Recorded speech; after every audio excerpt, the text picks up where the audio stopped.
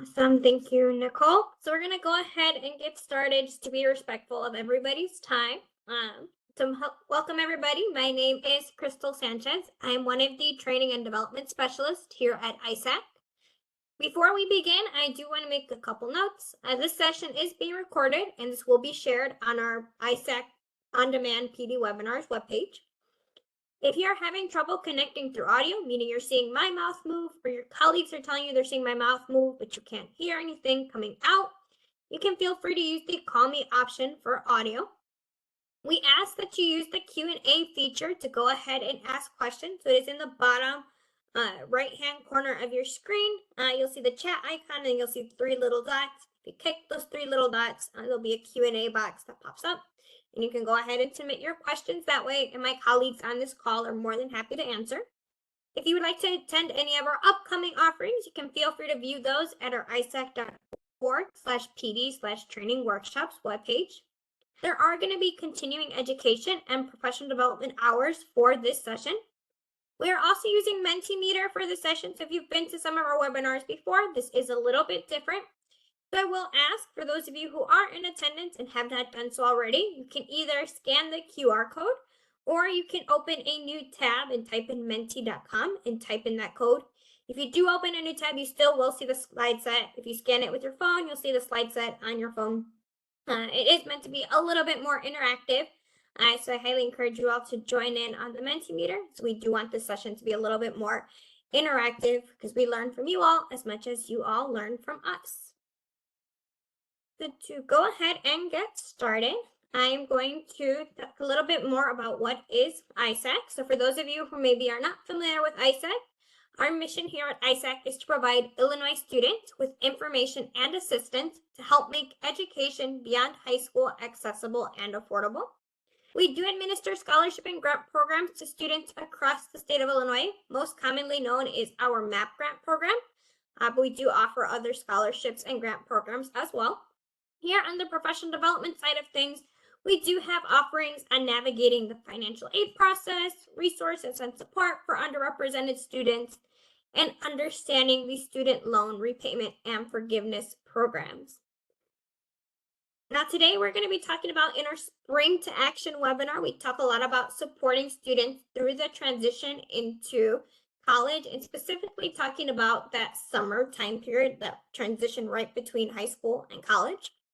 So we'll be talking about what is summer melt. We'll also be talking about verification melt, ways to prevent both summer and verification melt, as well as some resources to help you all help your students prevent summer and verification melt. So to start off with, for those who maybe have not heard the term before, summer melt is when a student has applied and even been accepted to college and they either end up not enrolling or attending that particular college, or they don't attend any other post-secondary institution. They kind of just drop off. In some cases, students may have even made a deposit to go, maybe their housing deposit, maybe a tuition deposit, or they may have already taken steps to be ready to attend in the fall. I've had students who had gone all the way of creating their student portal, they had gotten their email ready, they had even met with an advisor, but ultimately they don't end up enrolling at the end of it. And this is something that we want to help students prevent, because we do want the students who have applied and fully intend on going to college to get to go to college. Now, what causes summer melt? There's a lot of different factors that can cause summer melt, but this generally occurs when there's a lot of those must-complete pre-college tasks that students face barriers with, such as a lack of familiarity of the support resources available. We see this a lot, especially with our first-gen students who may not know where to look for resources, who to ask for those resources. They may not know what the resource is even for. If they hear the word advising office, they might not even know what does that mean, what supports do they provide. It's just that lack of familiarity with that. Kind of on that same token, having family members with little to no college experience or experience with that college going process. This can make it really difficult for students to have that support from their family members to tell them, here are your next steps. My parents both went to college, so they were able to help me figure out what things I should be doing during the summertime. But for other students, they may not have that type of support available to them. And it does make a difference in having somebody there who knows the process, who can guide them through the process. So that can be a potential barrier when they do not have that family members with experience with the college going process. And we see this a lot, especially with our first gen students who they're the first ones to go. They're trying to figure out this often complex system. So this definitely can be a cause of summer melt. Technological access can also be a big barrier in summer melt. A lot of students, while they're in school, they have Chromebooks, they have iPads, but after senior year, a lot of times they have to return those iPads or those Chromebooks they may have been allowed to use during the school year. So they lose that technological aspect. We also saw, especially in the COVID times, that there are places where there's Wi-Fi. They may not have access to consistent Wi-Fi. They might not have access to technology. They may not be able to get to a local library or a local community center with computer or technology access. And this can be a really big barrier for students trying to get those pre-college tests completed. Because as we know, in today's day and age, a lot of the stuff is all online. Student portals, registration, advising appointments, financial aid, all of this is online, requires that technological access. So when a student is not able to get a hold of that, that sometimes can cause that summer melt if they're not able to get online and complete the tasks that they need to complete. And finally, just the complexity of completing pending processes. As we all know, with the college going process, there's a lot of tasks that students have to keep up with in order to get from high school to college. A lot of times these are very complex tasks, thinking of financial aid, thinking of registering for classes. These can be really complex tasks for students, especially if they are the first ones in their family going to college. And this can result in a barrier for them and just maybe not knowing how to figure it out and just saying, you know what, maybe this just isn't for me. Right? So these are some common causes for that summer melt. We do know that there is a lot of processes that students need to do during the summertime. First and foremost being that accessing and navigating online portals. So students are going to need to access it and navigate those online portals. That can sometimes be a barrier. I know I worked with a lot of students in my community college district who struggled a lot with just understanding what that online portal did, how they even got it set up. The college would send them instructions, but they had absolutely no clue how to understand the instructions of accessing that online portal. So that was one of the most common requests I know I worked with when I was in ISAC core member, is helping students get those online portals set up. That is a really important task that often can become a really big barrier if they're not able to complete it. Receiving and reviewing those financial aid offers are equally important for students, especially if they still haven't quite made a decision on where they would like to go. Being able to receive and review those financial aid offers is really important so that the way they can make that informed choice. I've also had students that said, I didn't need to look at that because I knew exactly where I was going to go. It didn't matter what financial aid I got. But I would remind students it's really important for them to know what financial aid they're receiving, if there's anything they have to pay out of pocket, so they can budget and plan accordingly. So it is really important for students to receive and review those financial aid offers, but that is something maybe students don't know where to find it. Often I've had students feel like I don't really need to review it, things like that. So it is an important step that sometimes students struggle with. Applying and submitting housing applications, especially if a student is going to be living on campus. This is a very important step for students to ensure that they have housing where they are going to. And oftentimes these housing applications do have deadlines. I remember my freshman year, I think I got my housing application in like 2 days before the portal started. So I almost ended up in a bit of a crisis of housing if I hadn't remembered to do it at the last minute. But this is something that can be really, really impactful for students if they're not able to get those housing applications in on time. And a lot of times students maybe just don't know where to find it, don't know where to look, and don't know, what exactly is the housing application doing. How can they get help with it? That is something that can sometimes be a barrier for students. Also, registering and attending orientation. So this is a really essential step for students when they are looking to enroll in college, because they do have to register for their classes. They need to attend that orientation. Oftentimes that orientation gives them all the what to do's and the know-hows that they need to know when getting started into their first year. So students who are maybe missing the orientation or maybe don't see a registration deadline, that can begin to spiral into falling a little bit behind in the process. And then finally, of course, is determining the cost of attendance. So it is really important that students are aware of how much it is going to cost them to go to that particular institution that year so they can budget accordingly. I know I had a lot of students who went to the community college, they had to pay it some of it out of pocket.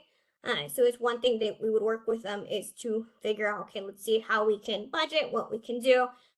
So that way they understood the cost of attendance and how much it would cost them throughout the year to pay for their education.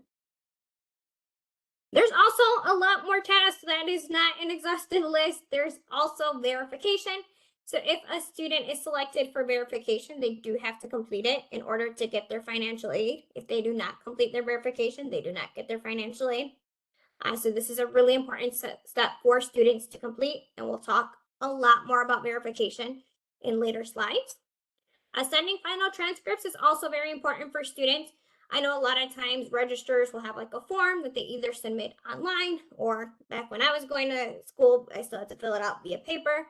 But students do have to remember to fill out those requests, get it into the registrar, their counselor, whoever it is that is in charge of sending their final transcripts.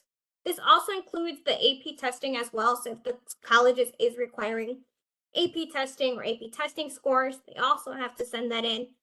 So again, these are a lot of steps that students have to remember to take to make sure they are on the right track. Also, taking any placement testing. This one often surprised a lot of my students when I would work with them is they didn't know that they had placement testing to take, that they had to continue taking tests to even after they got into the college. This is generally a way for the colleges to find out where to place them in terms of English, in terms of mathematics, are the most common ones I have seen out in the field. So it is important that they take that placement testing because it does help them find out where they are to go, what placement to go to for their classes.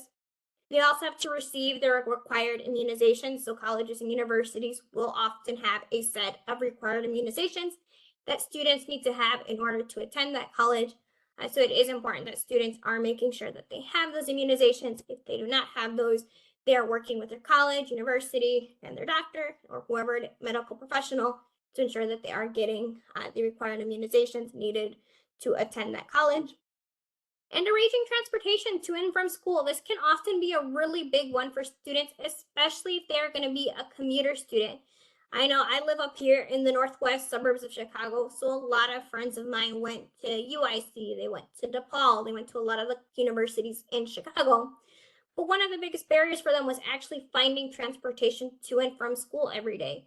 Were they going to take the train? Because we had the Metro and the CTA over here in Chicagoland. Were they going to take a bus? Were they going to drive to school? Were they going to carpool with people? These are important for students to think about of how are they going to get to and from school. And it's not just for commuter students too. I've had students who go out of state and they got to think about, am I going to drive all the way, to Georgia or to Florida or to New York or wherever they're going? Am I going to fly to and from school every year? How many times in the year I'm going to fly? These are definitely things students need to be thinking about during that summertime when they're thinking about going to college, is how are they physically going to get there? And then finally, as we've mentioned before, registering for classes, this can often be a very complex step for students because there's a lot of choices. In college, there's a lot of classes they can take, a lot of classes they need to take. So I oftentimes remind my students that they're not alone in this process. They have those academic advisors, but them even knowing that advisors exist and help exist can also be a bit of a struggle for many students. And I know I mentioned a lot of different summer action items, but I am curious, what are some of those action items that you all maybe struggled with when you were transitioning from high school into college? So I'd love to hear from you all in terms of what were some of those things that you struggled with.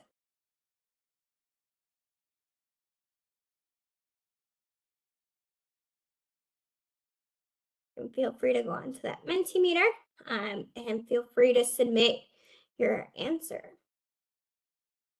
And for those who maybe just joined in, we are using Mentimeter for this presentation. So you can either scan that QR code or you can go onto menti.com and type in the code. This is meant to be interactive, and even if you open a new tab, you will still be able to see the slide set either on that new tab or on whatever device you scanned it on. Awesome. Keeping track of deadlines. Yeah, it's a big one, knowing what to bring. Okay. Let's see what else we have. I think deadlines is definitely a big one. What to pack. Yeah, knowing what to bring, what to pack. That was definitely a struggle for me too. Deadlines again. Yeah. There's deadlines. There's quite a bit in that summertime. Yeah, for sure. So packing, I've seen a lot of like TikTok videos nowadays that I'm seeing students use to figure out what to pack. Uh, a to-do list, yeah, I think a to-do list is very helpful when we're going towards college because it's just a lot of things and it's helpful to have that all in one. Yeah, so that to-do list for sure can be difficult to get all that done. Also, you guys can submit multiple responses so you don't have a limit on how many responses you all send in. And I thank you all for participating. It is definitely interesting to see how we all come from various walks of life. I'm sure we all, did college in different years, but a lot of those struggles are the same. Figuring out dorm needs, yeah, for sure. I know a lot of dorms have specific measurements, have specific items of what you can bring and what you can't bring. Yeah, that's a big one for sure. Dorming is definitely, and even with your roommates too, I know that was a struggle for me, is trying to figure out what we needed from our dorm and working with somebody I had never known before to try to figure out what to bring.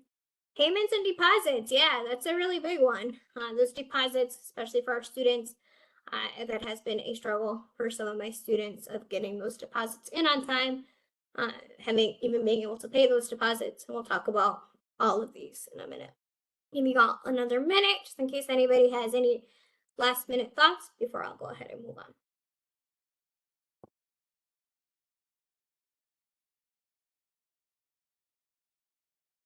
What to pack again? Yeah, it's that packing list, you guys. I've seen them do like TikToks and things like that. I kind of wish I had that. I know I was Googling every 5 minutes what to pack. I think I found like 20 different lists online when I Googled it. And I don't know if that made things easier for me or harder for me because I just saw 20 different opinions on how to pack stuff. And I know that was my experience. Orientation, yeah, making sure you're attending your orientation. Kind of like we talked about, making sure they're attending it, going through it. Orientation can definitely be a really big summer action item. All right. Well, awesome. Thank you so much, everybody, for participating. I really appreciate you guys' participation, and I hope you all were able to, kind of see that what we struggled with when we were all going to college is the same things that students are continuing to struggle with even today. So it's been really kind of cool to see how, even though we all came from different walks of life, a lot of us have the same or similar commonalities of summer action items that might be tricky for us when we were students, and for our students that remains to be tricky. The really important part, and I like to talk about why we talk about summer melts in the first place, is that studies have shown that 10 to 20% of college intending high school graduates never end up enrolling in the fall. And these melt rates are significantly higher for low-income students. So it has been found that low-income students have a higher rate of summer melt, again, never really enrolling in the fall, even though they have all their intentions to do so. And enrollment rates for students are lower for low-income, first-generation, and students of color. So we are seeing a gap for students in that summer melt is higher for low-income students, and enrollment is a lot lower for low-income, first-gen, and students of color. So these are the students that we are hoping to reach. We are hoping to help cover that 10 to 20% of students, help give them that support and resources to hopefully help them get into the institution that they were looking to go to in the first place. And students who delay enrollment after high school are also less likely to enroll later. So studies have also found that students who said, you know what, I'll come back to it, I'll come back to it, I'll come back to it, oftentimes they never do.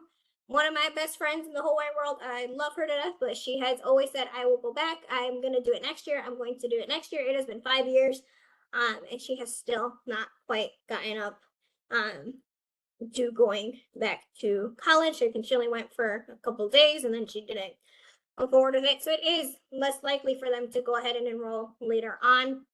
In the long term, this does reduce long-term economic opportunities. As we know, there are more and more jobs coming up that are going to require some sort of college education, and that does not mean necessarily a 4-year bachelor's, but even an associate's degree or a certificate.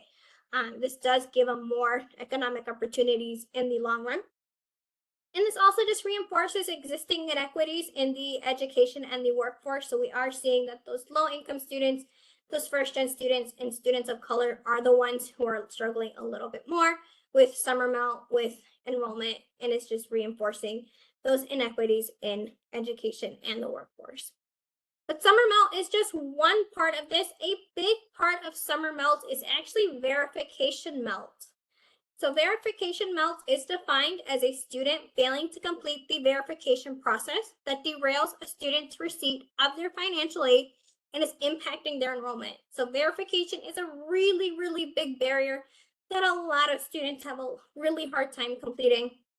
It is estimated in a study done back in 2018 that 50% of Pell eligible students were flagged for verification, and approximately 25% of those failed to receive their Pell Grant because they were not able to complete that verification.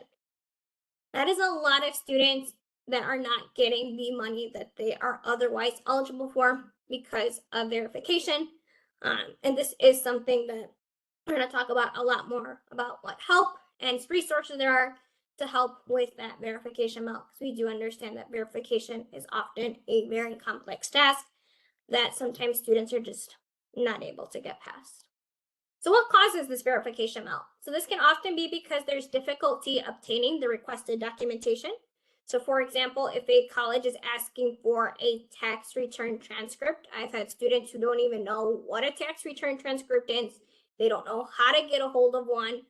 Their parents don't know how to get a hold of one. It can be really difficult obtaining that requested documentation. I've had other students who maybe had court documents and they lost it.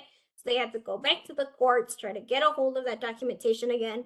So there can be a lot of barriers to requested documentation that may be asked in verification, such as text transcripts. If there's some kind of situation that a student needs to prove, having court documents or whatever it is that the college is requesting, this can be a difficult task for many students. A lot of students are just unaware that they've been selected for verification. So I've had students who were notified in May in their student portal that they were selected for verification. They decided not to check their student portal for the entirety of the summer. And they didn't know that they needed to. They didn't know that verification was a thing. They just weren't aware that that was going to be coming through their student portal. They come back to me in the August saying, I'm selected for this verification and I don't know what to do. Right, so students sometimes just don't know verification is even a thing. They don't know where to find out if they've been selected for verification.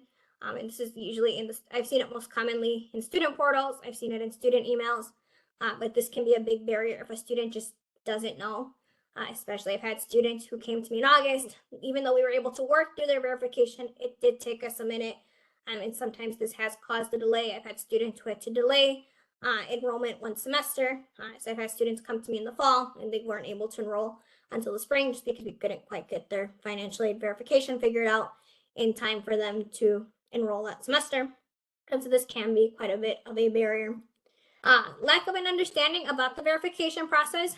So there's a lot of complexities and nuances in that verification process, and a lot of times students just don't understand what it is. The biggest thing I've seen with students is that they think that they've done something wrong and that they're afraid that, oh my gosh, they caught me. I've had parents also be like, oh my gosh, did I do something wrong? Absolutely not. It's more common that it is just a simple check by the schools to make sure the information is correct. But a lot of times students and families do end up having almost a fear about being selected for verification because they have a misconception that they have done something wrong, when this is simply not the case. It is oftentimes they just need to double check something. It is often not because the parent or student necessarily did anything wrong. So what is the purpose of verification? So this oftentimes is just students or parents really just don't know what verification is or why it is being used. So the purpose of verification is to check for student eligibility. So it is intended to ensure that ineligible students are not receiving aid, and it is meant to ensure that eligible students are receiving the aid they're qualified for. So this is a way to check and make sure that students are eligible and that those eligible students are receiving the aid they're qualified for. It is also a regulatory requirement, so federal regulations do require that colleges and universities check accuracy of information submitted on a FAFSA. So a lot of times colleges will have maybe every 1 in 3 students or 1 in every 5 students. They're going to select them for verification so that if the federal government follows up with them, they said, this is our process, this is what we are doing for checking accuracy of information, because the schools are held accountable for making sure that the financial aid they are dispersing to students is only going to eligible students. So many schools will use verification as a way to not only double check the accuracy, double check student eligibility, but also to show that this is what they're doing, they're accountable, this is how much they're doing to make sure that that financial aid is getting dispersed to the right students. And just in general, it is checking for accuracy. So regardless of verification selection, if for whatever reason there's any conflicting information on the FAFSA, they do have a processing system that lets them know if there is some kind of conflict in the information. If the school does see a flag on the student's FAFSA, they do have no choice but to resolve that conflicting information. That is part of their federal regulation, is they do have to check if there's any conflicting information. They do have to follow up with that student and parent to ensure that the information is accurate. And here are some of the common items for verification. This is not an exhaustive list, but these are the most common I have seen out in the field. Family size is a fairly common one. So this one is typically going to involve some kind of documentation being requested to verify that if the student said there's 4 people in their family, it might ask them to list, here's my mom's name, my dad's name, my sister's name, my brother's name, what's their relationship to me. I've also seen some verification forms ask for how old is that person? Is their sister older? Is it younger? So this is a common form of verification. Income information is also a really big one, especially for students or parents who are unable to use the direct data exchange. Oftentimes they are going to ask to triple check the information on their income. So they may ask for a W-2, they may ask for a 1099, they may ask for that tax return transcript. I've had colleges ask for a copy of their 1040 tax form if they have one. So this is a very common one that colleges will double check. If the student or parent is a non-tax filer, they may ask to verify that status. I've seen this more commonly with parents. If a parent has put that they are a non-tax filer, I have seen colleges ask to verify that the status, and this could be a letter from the IRS. This could be a letter from a specific tax authority. So they may ask for that documentation as well. And then identity and statement of educational purpose. So they may double check the student. I have had students who have had to ensure their driver's license to ensure that they are who they say they are. Again, this is just meant to ensure that the information on there is accurate, that the student is actually eligible for that financial aid they are receiving. This is often not because the student did anything wrong, but that the college is just simply making sure to follow up with X amount of students to ensure that that information is correct. So some action items that can be done to help students with verification is making sure that they are using the direct data exchange, so that is built in within the FAFSA. That direct data exchange, that's where they give consent saying yes, it is okay for the IRS to transfer the tax data for the year being requested right to the FAFSA form. This does help lower the chances of verification for that particular reason of income or tax verification. So it is highly encouraged that students and parents are using that direct data exchange if they are able to, because it does help reduce the likelihood of being selected for verification. Making sure they're submitting a tax transcript. So if they are being requested to submit a tax transcript, that they are doing so. They may be asked to submit a change of address form if applicable. So if they have moved from one place to another, they may need to submit that form. If they are asked to submit copies of W-2 information, making sure that they are going ahead and submitting the documentation. This is often used for that income verification. And submitting any other documentation as requested by the institutions. The institutions are often really good at listing exactly what they want. And if a student is unsure, they can always reach out to the financial aid office at their institution. I always like to remind my students, those financial aid offices are the experts of their own process. They are the ones who create that verification process. They're the ones who request the documentation. So they are the experts in what exactly they are looking for. And overall, just some helpful notes for submitting verification. If the student is selected for verification, make sure that they are submitting it in time. Remind them not to wait till the end of the summer. We have heard from financial aid advisors that their busiest time of year is often the summer. They're often very busy with verification. They're often really busy helping students complete verification, helping process verification, helping get that financial aid out. So waiting until the end of the summer may not be the best idea, just because they might be really busy and not able to get to them as fast as they would like. So really making sure they're doing this as soon as possible so that there is no delays in their verification and no delays in that disbursement of their financial aid. It's also really important to remind students to only submit the documentation being requested by the financial aid office. So it's really easy for a student to want to just, if they're asking for my W-2, I'm going to submit my W-2, my 1099, the tax return transcript, right? I was the kind of student who always liked going above and beyond. If they asked for one thing, I would submit 20, right? Just to make sure I'm, dotting all my I's, crossing all my T's. But in the process of verification, we do not want students to do that. If it's just the W-2, just submit the W-2. The reason being, if they are submitting additional documentation, the college is required to review every last piece of documentation they submitted. So if they only requested the W-2 and the student submits like 3 other forms, they do have to double check the other 3 forms as well. If there's any conflicts in information, they have to follow up on it. So oftentimes this can make this process take a little bit longer because the colleges do have to review every last bit of documentation that is submitted by the student, regardless if it's what they requested or not. It is also important that students have to submit tuition and or housing deposits. One big thing I always mention to my students is ask about waivers. If they are having trouble coming up with the funding to pay the tuition deposit or pay the housing deposit, I always tell my students it never hurts to ask if the college has any waivers available. I tell my students the worst answer you're going to get is no. But if you get a yes, you might actually be able to get a waiver on paying that tuition, on paying that housing deposit.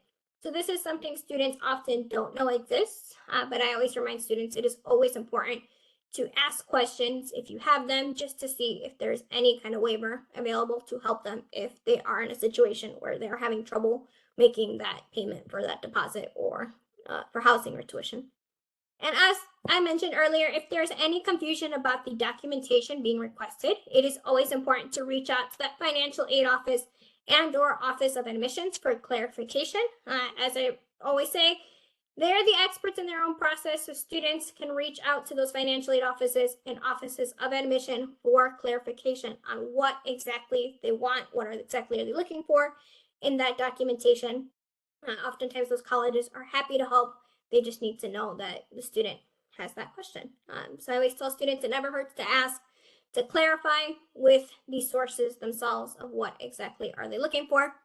Of course, students can also reach out to their ISAC core members as well. ISAC core members are trained to help them navigate verification, but the financial aid office and office of admission are always the primary source of the documentation being requested. They are a good place to check for what exactly the colleges want.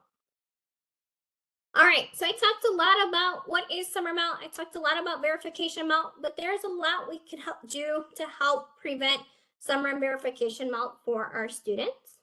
So one thing is to remind students to read mail and emails. Whenever I used to present a financial aid process, I don't know if any of y'all have seen it before, we do have a financial aid process presentation for students and parents. And one of the biggest points I would always drive home when I presented this was to read their mail and their emails. It is really important for them to read it because there oftentimes may be important information or notifications in the mail and in their emails. I know it's really easy nowadays for students to see a long, lengthy email and to just kind of scroll through it to try to get the gist of it. It is really important that they are reading those emails very, very carefully. A lot of us mentioned that deadlines were a struggle. With keeping up with those deadlines. Those emails will often have those deadlines carefully worded in there. So it's really important that they are reading their mail and their emails very carefully to make sure they are not missing anything that they're supposed to be doing. If a response is needed, students should be responding in a timely manner. So again, I have had students who they read their mail, they saw their email, and they said that they needed to respond right away. They said, I'll get back to it later. I had students who waited, again, from like March or May all the way to August or September before responding. And by that point, oftentimes it was too late or things would get really delayed because they waited such a long time. So it is really important for students to be looking at those deadlines, making sure they're responding in timely manners. I always like to tell my students this is not just for this process, but just in general in college going, when a response is needed, they want to be making sure they're responding in timely manners because that is a special life skill, an essential college skill. So really getting them into that habit right now will be essential for their later success. And then making sure they're checking their spam or junk folders for college emails. I'm not quite sure why, but sometimes those emails end up in the spam or the junk folder. I have seen college emails go there. I have seen like FAFSA emails go there. This is something that students should be making sure to check. So when they say, oh, I already checked my email, I always remind them, did you check your spam folder? Did you check your junk folder?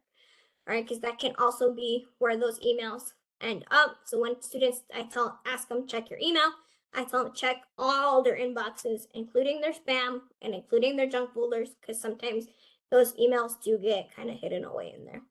And finally, checking their student portal. So that is the hub for a lot of these college going processes nowadays. I remind my students this is the hub. This is where your registration information is often going to be. This is often where that financial aid information is often going to be. And I always remind students if they're having trouble setting it up or they're not able to access it, that I would work with them and I would help them find the resource. If I had that resource, I would give it to them. If I knew how to set up that portal, I would help them do so, or I would connect them with the proper resource to ensure that they are getting that portal set up, because this is a huge part of the college going journey. We also have preparation checklists. So a lot of you mentioned just that to-do list, all those tests you had to do. So having a checklist can be a really great way to help students prepare so they can keep track of items to prepare for college. They can even print and place this checklist where family members can help keep track of their progress.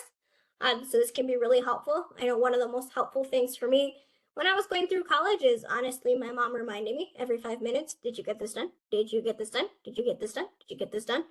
It was a very helpful reminder to have my parents kind of reminding me all the time and having them know exactly what it is that I needed to do. We could work together as a family to ensure the steps were getting done. And one of the biggest things I remind students is take it one step at a time. It does seem overwhelming at the very beginning. So I always tell students, take it one step at a time. They don't need to do every, last thing at once. They can take it one step at a time. So first and foremost is accepting that financial aid offer. We want to make sure that they are accepting any scholarships they are being offered, any grants they are being offered. If they need any loans, that they're accepting the amount of the loan that they need. These are really important because we want that education to be funded. Then if they are going to be living on campus, to make sure they are choosing their housing option to ensure that they are getting the housing option that is best suited for their needs, and also that they are getting it in time, so that way their housing is not a concern throughout the rest of the summer. Once they have their housing in, they know where they're living, they can move on, to that next step. Selecting a meal plan is also really important. So a lot of students don't know that a lot of colleges and universities have a variety of different meal plans. I went to the University of Illinois Urbana-Champaign, and I believe when I went there, we had about 3 or 4 different meal plans, which was a combination of actual meals, like a dining hall ticket, like I could have 12 visits to the dining hall per week. And it was a combination of also what we had was dining dollars, so I had 15 dining dollars a week that I could use at the little cafe, the little convenience stores within housing. So this is something students often don't know. It is something I encourage them to look into to make sure that they are selecting the meal plan that is best for their own dietary needs.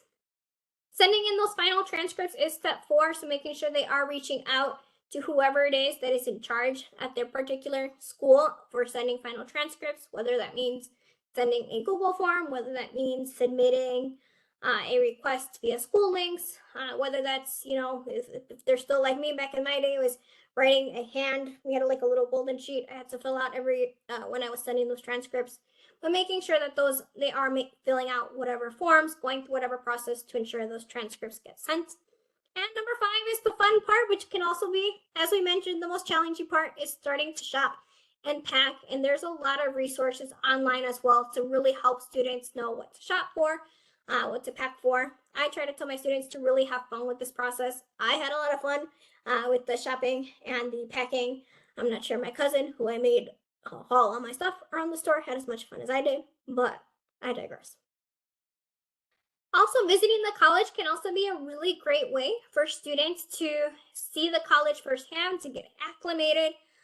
So whether that's attending a summer open house hosted by the Office of Admissions, a lot of times they will host these open houses to help prospective students go ahead and look at where they're going to be spending the next 4 years. So if that is an option and they are able to attend, I highly encourage my students to do so. Scheduling an individual tour or touring the campus virtually, I do know for many students, being able to make multiple trips to a college campus just maybe isn't feasible for them based on their financial situation or family situation. A lot of campuses do offer virtual tours, so this can be a great option for students. Students can even find on YouTube like a day in the life video, so they can find a day in the life of a first year student at that university, and that can also be a really great way to kind of see what everyday life is like on campus. What does the campus look like? So I told my students who are maybe unable to make that trip that look for virtual campus tours, look for virtual videos, virtual resources to see how this can help them get a better sense of the campus environment, even if it's from a distance.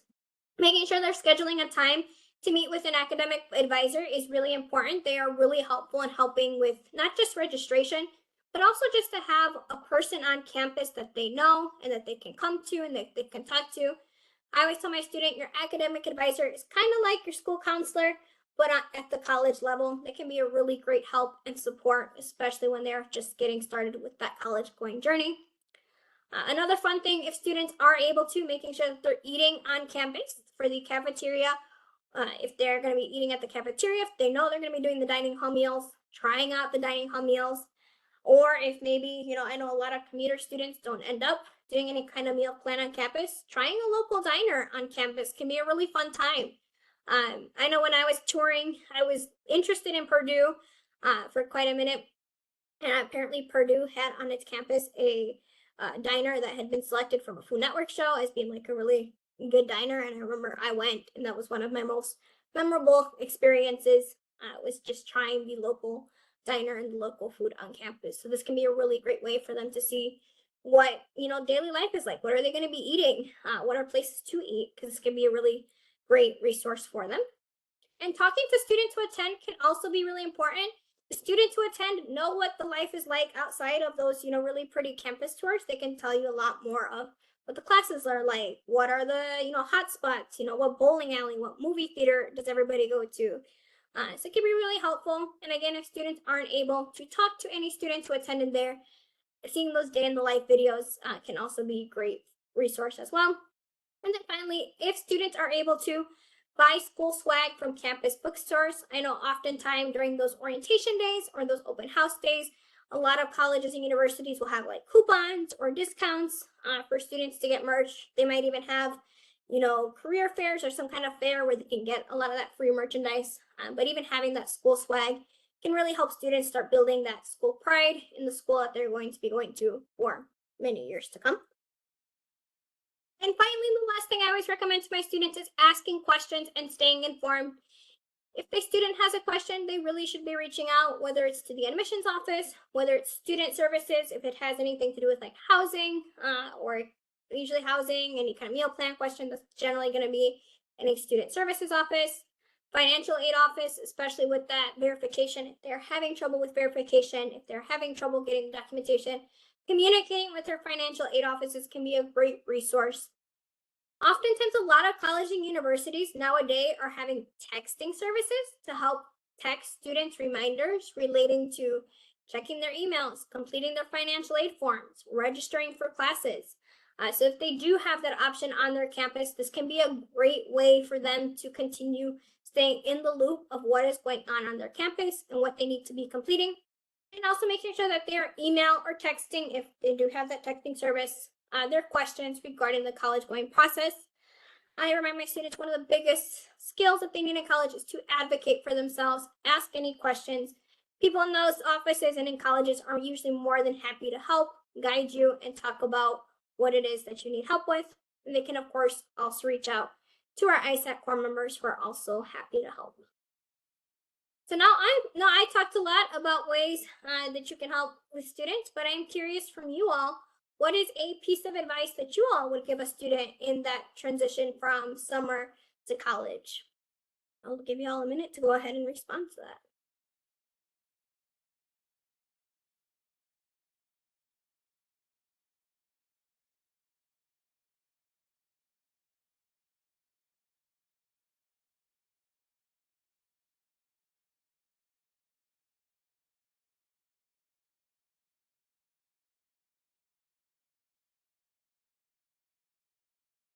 See your responses for, and then I'll put my own. Give me 1 second, everybody.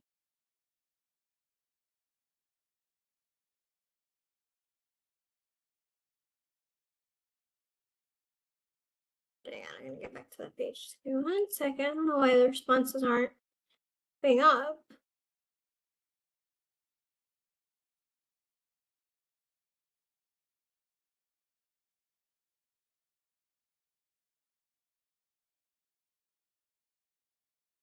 And thank you all. I'm sure you guys are having great responses. Let me see if I can. Looks like they disappeared on me. Let me see. Hold on. 1 second, ladies and gentlemen.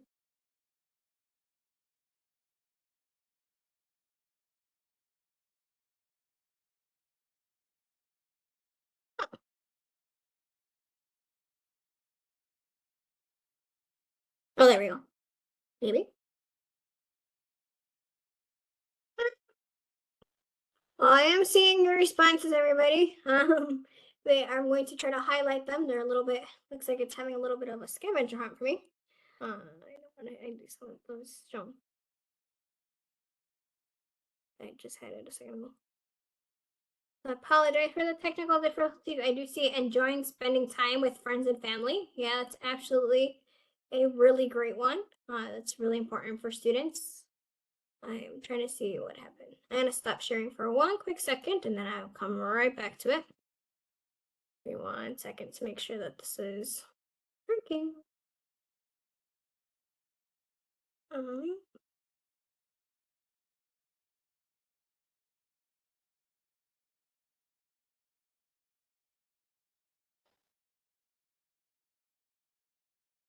So I'm not quite sure why that's working, but I'm sure you all had some great. Oh, there we go. That might be right. There we go. Okay, I think I got it. Cross your fingers, I didn't know. And I appreciate everybody's patience. We are a little bit newer to Mentimeter, but I appreciate y'all's patience. So I did get that already. There we go. I think I fixed the problem. And I'm seeing some great advice on here. Yes, checking your email daily. Yes, I cannot stress that one enough. Checking email often and staying on top of deadlines. Absolutely. I think that deadline is a really important part. Visiting the campus and talking to an academic advisor. Yes, absolutely. I think it's a really great way to get acclimated and go to orientation. Yeah, orientation I think was a really great eye-opening experience for me. I know in my program that I was in, we got paired up with a junior or senior student, and that student was kind of guiding you throughout your orientation. So I thought that was really cool because I got to know somebody who was going into my program, who was a little bit older than me. So that was really fun. I'll give it another minute because I know we had a little bit of a technical glitch. I'll give it about another minute or two if y'all would like to submit any other answers as well. But these are great pieces of advice so far to give students who are in that transition.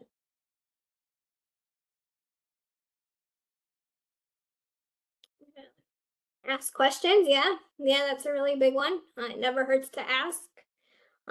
I've generally found, especially for like those tour guides, they love talking. Anybody who's a tour guide, I was a first year experience. I worked in first year experience for a little bit, and my favorite topic was to answer any questions. I loved playing 20 questions. And most students who go to college and most people who are working in that kind of student services, first year experiments, they love talking about their universities. Be annoying in a good way, yes. Make sure you have what you need and follow up as many times as it takes. Absolutely. I love that one. Yes, making sure you are following up and doing what you need to do and getting what you need is really important. I like the being annoying in a good way. That's a good one. But yeah, making sure that you are following up. If you are getting what you need, you're getting the resources that you need, I think is really important for students. I've had students be like, am I asking too much if I ask, a second time? I'm like, no, you're not asking too much. This is important for students to really be aware of what they need to get what they need. So I always tell my students, don't be afraid to reach out. If they don't answer the first time, try again, try a different approach, whatever it takes to get the information that they need. I always encourage my students to make sure that they're getting that information. And these are great pieces of advice, everybody. Thank you so much for sharing. I really appreciate you all's engagement in this. I apologize for the technical difficulties, but I hope you all enjoyed this as much as I did of getting those pieces of advice and being able, maybe to use these with your own students as well. So for the sake of time, I'm going to go ahead and move on. I don't want to take up all of your time. I do want to make sure I have time for resources for preventing summer verification melt. On our student portal website, we have a lot of different resources. One of my favorites is our ISAC senior checklist. It is a virtual checklist, but they can also print it that shows what tasks need to be completed. So on the screen, you see complete your FAFSA, determine application requirements for the colleges that interest you, submit those applications, review award letters, and it tells them exactly when they should be doing this. If it is like complete your FAFSA, they generally want to be doing this in October and November. Granted that it released October 1st. I know in the last 2 years that timeline was slightly different, but it is, fingers crossed, supposed to be October 1st. For the next few years, it is supposed to be coming out October 1st, if not potentially sooner. Making sure they're determining application requirements about October, November, March, and April is usually when they get those letters. Sending in college acceptance forms or tuition deposits are generally going to be due May 1st. So this can be a really great way to help students follow along. They can actually physically check off their tasks. They can also print it if they like a printed sheet. Right now, I'm highlighting the senior one, but we do also have this checklist for juniors, for sophomores, for freshmen. So this can be a great way for them to do that college planning by having that checklist. A lot of y'all mentioned to-do list, what to pack. These are kind of checklist items that can be really helpful to have an actual checklist to sort through. Similarly, we have our PACE student checklist. So for those of you who are familiar, we have our PACE framework, which is our post-secondary and career expectations framework that helps students look at different benchmarks they should be completing from all the way down to 6th grade, all the way down up to 12th grade. So this is our 12th grade student checklist. So it does go over some of the things students should be doing in 12th grade to making sure they're, keeping pace with their college and career going journey. And it is divided into what they should be doing career-wise, what they should be doing money-wise, and what they should be doing college-wise. So with that career, it could be talking to their counselor, making sure they have enough math and English to graduate, talking about internships or job opportunities over the summer. I know job shadowing can be really great opportunity for students over summertime. For the money aspect, talks about completing a financial aid application, making sure they're going to workshops, and for college that they are making sure that they are applying to those colleges and figuring out their GPA. So this can also be a great checklist as well if students prefer this more checkbox format. The college's website can also be a really great way for students to see what's next. So the colleges will list what they specifically need for this one. So my colleague who created this presentation previously picked DePaul University. So this is DePaul University. It's an example, but most colleges and universities have a similar webpage. And it shows the next steps that freshmen need to take. It talks about them needing to have their Blue Demon domain created, which is their version of the student portal. It talks about them having their Campus Connect. Campus Connect is their main student portal. It also has information about tuition, room and board, scholarships, financial aid. We live in a digital world, so I always remind students the answer can often be just DePaul's freshman next steps, or Southern Illinois next steps for freshmen or first years. A lot of times colleges will have a website dedicated to it. Big Future also has their own what you should do in the summer before college checklist, which is very similar to the ones we've talked about. For reviewing financial aid offers, attending orientation, tuition bills, financial aid. So they do also have resources. Big Future is College Board's scholarship platform, but this also has some great resources for students in preparing for that summer before college. Finally, we do have our ISAC core members. So our ISAC core members are near-peer mentors that support students with the post-secondary career exploration process, completion of financial aid. Core members work year-round, so it is not just during the academic year. They are also working during the summer. I often work a lot with students in summer, especially on verification, especially on enrollment.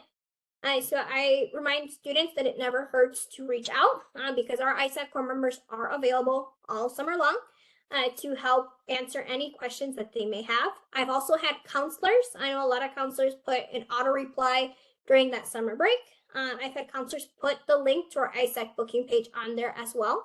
This can be a great way for you all to reach your students. So if a student has any questions regarding financial aid, college going, I have had some of the counselors that I used to work with, they would have in their auto reply if you had any financial aid questions, if you had any college questions, you can feel free to reach out to an ISAC core member. They would link our ISAC booking page. This was a really great way to offset that wait from the counselors and help the core members still be able to help out those students. So our virtual booking appointment is a great option, especially for summertime. So students can make a virtual meeting with an ISAC core member at a time and place that works for them. I have had students do it on vacation. So I've had students go on a vacation and be doing this. So it does allow for that, transportable piece. And our ISAC core members are a great resource. If you're looking to find out who is your local ISAC core member, you can type in your zip code on our ISAC student portal /ISAC core to find the core members working in your area. The last two resources, we do have our First Generation Scholars Network. So this is a great way for students who are first generation to get that additional support that a lot of times that they need. First gen students often encounter a lot of those barriers that we talked about earlier. So joining allows them to connect with a mentor, with a first gen mentor, find first gen programs on campus. A lot of colleges, campuses have first gen programs. I know North Central College has their Cardinal First program, for example. So this can help them find that. We also host check-in events for students so they can meet other first-gen students. And all of this is completely free for them to join. So this can be a great way for those first-gen students to get extra resources and support to help them with their college going. Similarly, for you all as counselors, we do have a first-gen newsletter that will be coming out shortly. This is my personal baby. Me and my colleague Nicole have created this as a resource for you all as professionals working with first-gen students. So feel free to scan the QR code up at the top to sign up today for our listserv to receive our first-gen newsletter when it first comes out. It is meant to be kind of a quick, easy resource for you all to access for information on helping first-gen students. We also would love to hear your own experiences with first-gen students. So we do have also a counselor response form where you all can share your experiences as well. As kind of demonstrated, we learn from you all as much as you all learn from us. So we'd love to hear from you all at a later date. We will be sending out this slide set afterwards, so you can always scan the QR code once we send you the slide set. But I do want to be respectful of everybody's time.